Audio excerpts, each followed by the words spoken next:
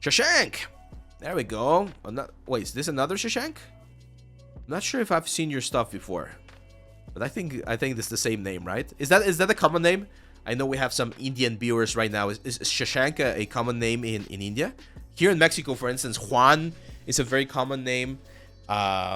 Which one is other? Luis? No, Luis. No, maybe Alejandro. It's a very common name. We have another very common name. I'm trying to remember.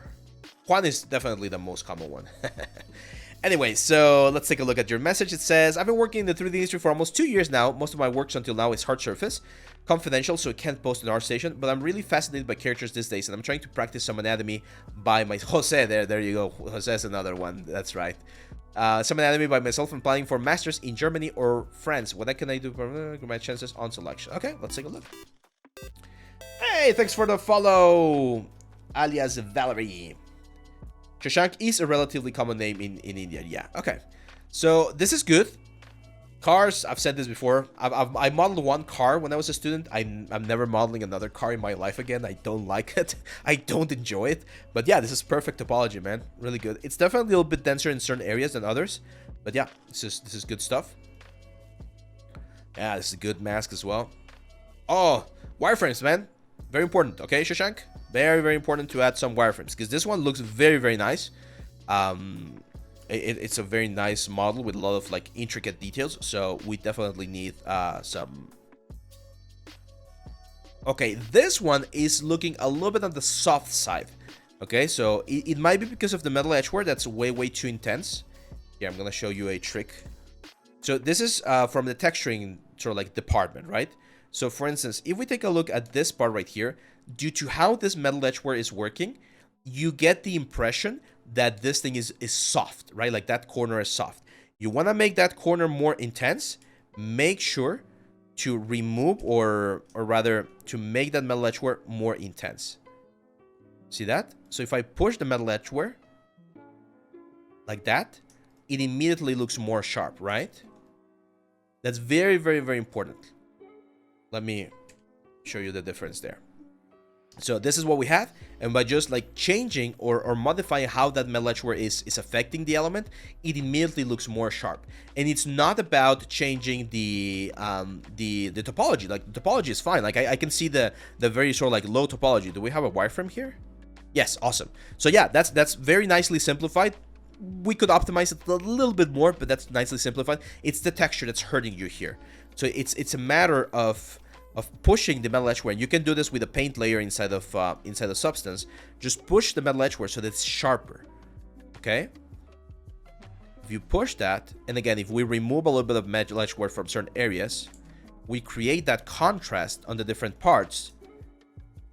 That makes it look way more interesting. Okay? Can you guys see the difference there? How like changing the metal edgeware makes the object look way sharper. And again, I'm not changing anything. And then, again, here's where we gotta be very mindful of the details. If this thing is pushing out, we're gonna have a nice little like highlight right there.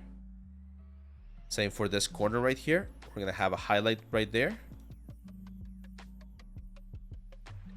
And again, that helps sell the fact that that element or that part of the weapon is shining a little bit more. Let me get closer there. So this is what separates a good artist from a great artist. The fact that first, you can notice this sort of things, and second, you know how to push that thing manually. Like you're not gonna depend on generators or masks or anything. You're gonna go in there and really take the time to polish this sort of thing, okay? Because this gives me the vibe of like a hand-painted texture axes, the ones that we would normally see in World of Warcraft. But instead of doing hand-painted, you went the PBR route, which is fine. I've seen some games that do this as well.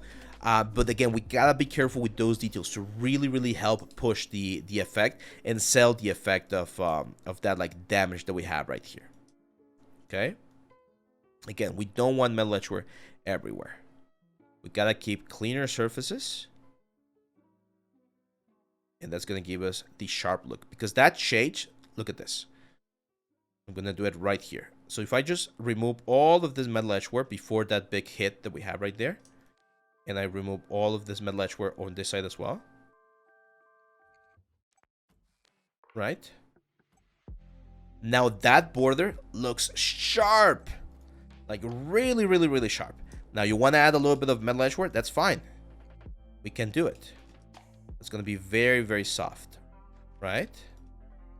Just a couple of details here. And now that element looks razor sharp. Okay? So it's that like play in texture. And we're not changing. This is very important. We're not changing the low poly. The low poly is exactly the same. It's all in the textures. Okay, and then yeah, we can have the highlights. We can add a little bit more highlight there to really make it like shine. But you can look at the difference between this area that I just worked on and this area that I haven't done anything to. This looks like it's chunky, like it's made out of Play-Doh, right? It looks soft. And this one looks sharp. And it's all about how we perceive the changes in these planes right there. Okay? So be very careful with your textures, guys. Textures can really make or break very, very heavily a lot of our work. You always want to be very mindful. And I know this is a paint over, but that's how it works. You can do the exact same process that I just did here inside of Substance by just removing. In this case, it's about removing a little bit of the metal edgeware to really make it look like intense. Cool. So yeah, that's a good one, Shashank. And finally, we have this one. So you mentioned you want to get into anatomy. This is a good start. There's definitely some proportion things that you need to address.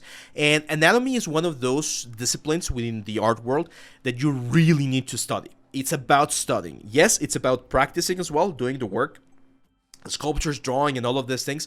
But it's a lot about actually doing the research, like understanding muscles, understanding bones, understanding proportions, ligaments, connections, all of these things. I was talking to another student yesterday, and I recommended two